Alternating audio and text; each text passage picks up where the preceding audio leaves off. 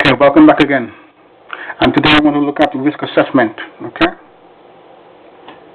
Again, here I don't need to do a lot of talking. I'm just going to show you the slides. Okay.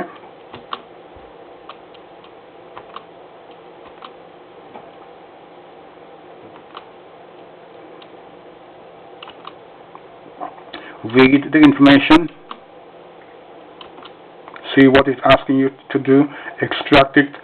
Make it your own. Excuse me.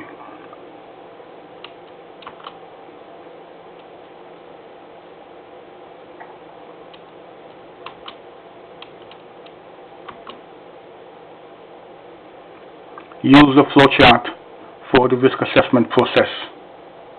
Okay. Once you apply that, you can know what you're doing and you can amend that risk assessment as an ongoing process.